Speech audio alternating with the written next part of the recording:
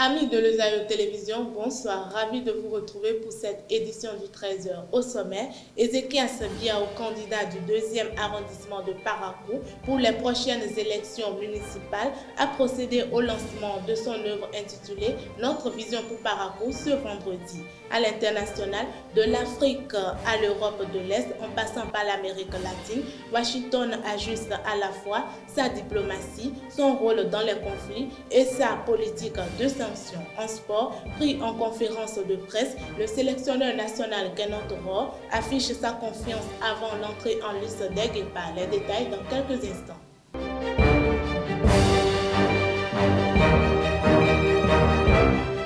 Rebonsoir à tous. Ezekias Biao, candidat au communal 2026, a lancé officiellement son tout premier livre vendredi 19 décembre 2025. Cette cérémonie, organisée à Métropole Hôtel, a rassemblé jeunes, étudiants, mais aussi plusieurs autorités venues porter main forte à l'auteur. Suivez ce reportage avec nos reporters. Ce vendredi, la salle de conférence de l'hôtel Métropole de Parakou a accueilli le lancement officiel de l'ouvrage Notre vision pour Parakou, un livre signé Ezekias Biao, candidat titulaire du 2e arrondissement sur la liste Union progressiste Le Renouveau aux prochaines élections municipales. Dans cette œuvre, l'auteur expose sa vision de développement local avec un accent particulier sur les préoccupations de la jeunesse de Parakou. Une démarche inédite dans le paysage politique béninois. Cet ouvrage n'est pas celui d'Ezekias Biao, c'est celui de toute une jeunesse qui a pris son ancrage dans la section de l'Université de Parakou de l'Union progressiste Le Renouveau. C'est la raison pour laquelle vous allez voir sous le logo, on a mis section de l'Université de Parakou. La vision est claire, c'est de montrer aux politiques qu'avec les sections, avec les étudiants, nous pouvons relever un plus grand défi. L'ouvrage identifie près de 70 problèmes et défis auxquels font face les jeunes de la cité des Koborou et propose 210 solutions concrètes pour y répondre. Le lancement a réuni autorités politico-administratives, étudiants, jeunes leaders et plusieurs autres personnalités. Ce livre est bien plus qu'un document. C'est un acte politique fort. C'est le témoin que la jeunesse estudiantine béninoise pense, analyse, propose et agit. Si vous êtes là aujourd'hui, c'est que vous voulez écouter le programme et accompagner dans la vulgarisation de ce programme-là. Si nous sommes là, c'est que nous sommes prêts aussi à vous accompagner. Nous sommes prêts à faire tout ce qui est de notre possible pour que demain, vous ayez un représentant parmi les conseillers. Sans vous, Ezekias n'est pas leader. C'est grâce à vous que Ezekias aujourd'hui a pu nous sortir cet ouvrage. Cet ouvrage, pour moi, c'est comme si c'était une jarre trouée pour dans lequel, du moins, chacun de vous doit pouvoir apporter son petit doigt afin que franchement, cette vision soit une réalité. Présent à la cérémonie, le 2e adjoint au maire de Parakou, Moustapha Orou Gankou, a salué l'initiative de l'auteur qu'il considère comme un pas important vers une gouvernance locale plus structurée et plus responsable. Nous, on a eu la chance de mettre le pied dedans sans avoir une connaissance théorique approfondie de ce que c'est que la gouvernance locale. Et c'est chemin faisant que nous avons constaté. Et nous constatons que le camarade Ezekias Biao se refuse de faire comme cela a été fait depuis les Désormais disponible sur le marché, Notre vision pour Parakou marque une première dans l'histoire politique du Bénin, celle d'un jeune étudiant candidat à une élection municipale qui formalise sa vision de gouvernance à travers une œuvre écrite. Au Bénin, malgré l'échec de la tentative du coup d'État du 7 décembre 2025, l'inquiétude reste perceptible dans certaines localités, nourrie par des rumeurs et des informations non vérifiées.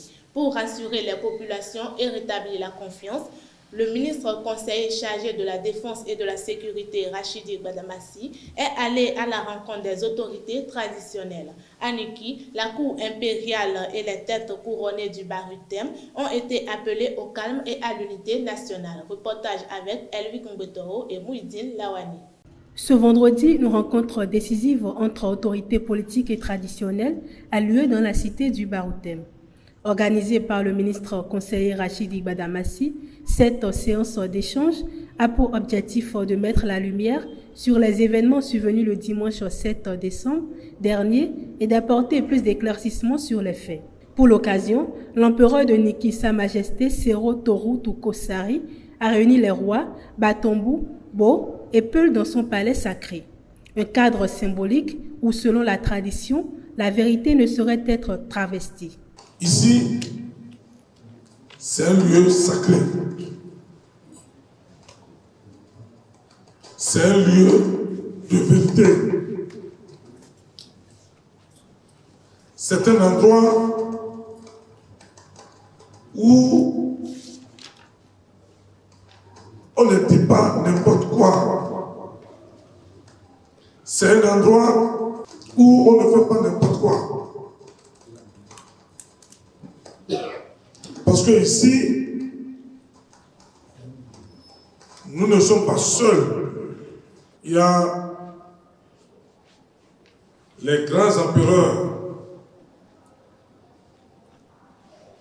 qui ne sont plus de ce monde, mais en réalité qui sont avec nous. Visiblement touché par la situation, Rachidi Gbadamassi a évoqué des manœuvres visant à semer la confusion et à perturber l'ordre public.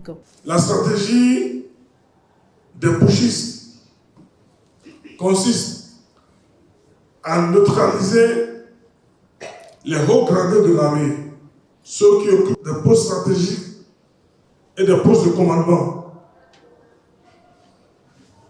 dont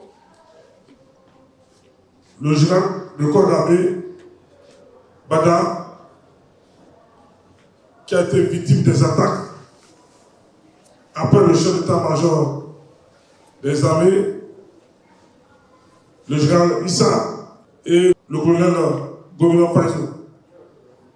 La stratégie, c'est de mettre hors état de nuire tous les hauts gradés de l'armée et après attaquer la résidence du chef de l'État, chef suprême des armées. À l'issue de ces échanges, le Premier ministre du Palais a salué la démarche et remercié le ministre conseiller pour la clarté de ses explications.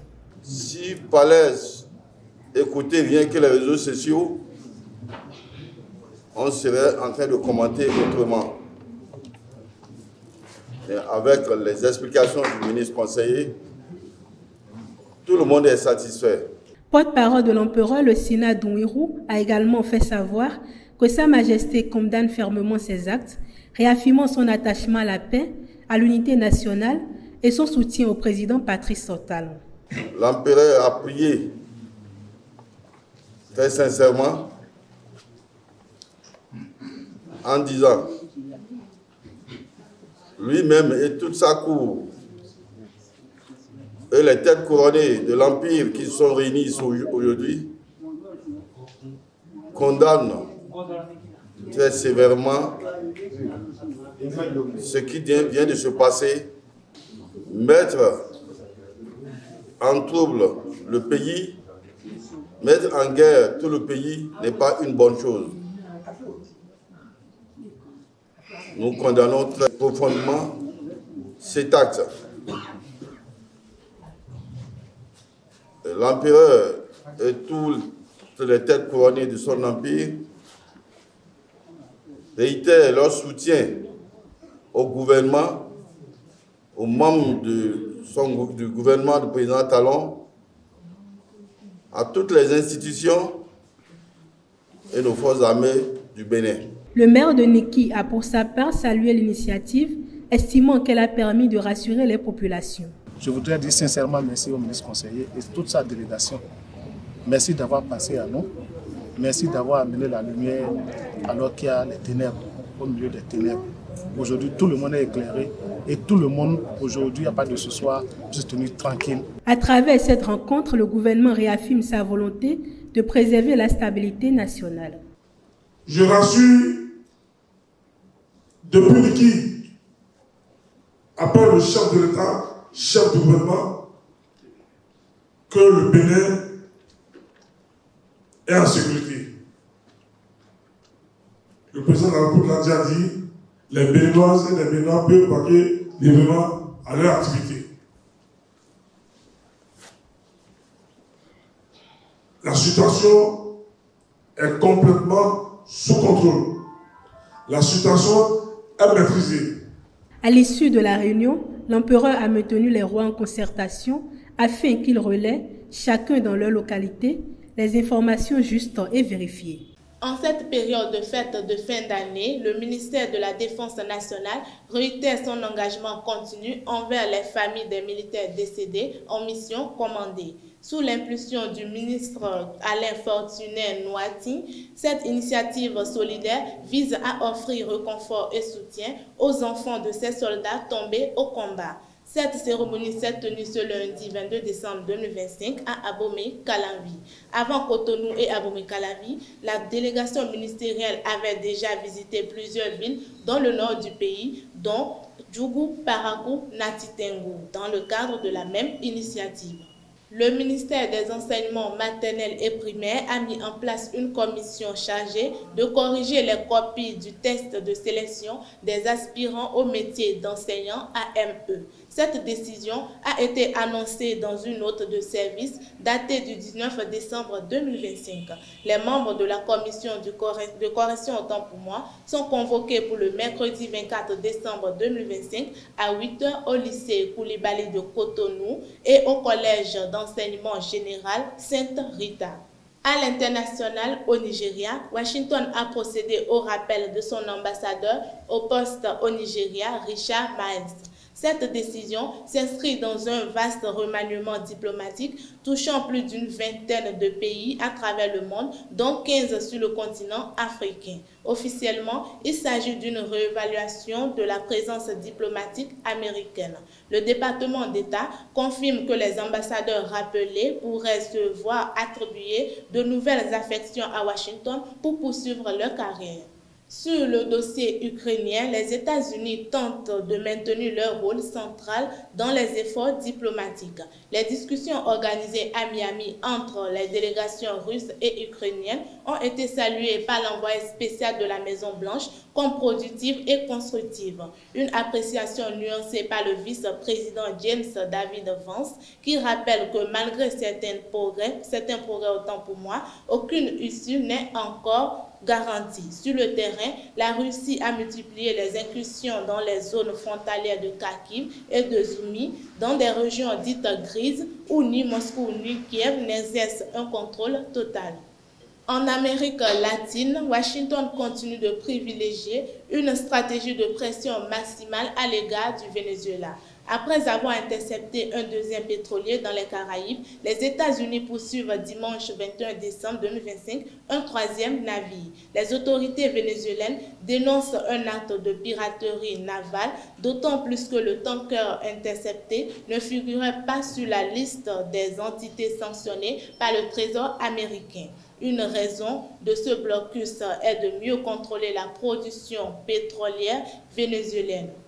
En sport, à la veille de leur premier match à la Coupe d'Afrique des Nations Maroc 2025, les Guépards du Bénin se préparent à un défi de taille face à la République démocratique du Congo. En conférence de presse d'avant-match tenue ce lundi 22 décembre 2025, le sélectionneur béninois Guénot Rohr s'est montré à la fois lucide et déterminé aux chances de son équipe.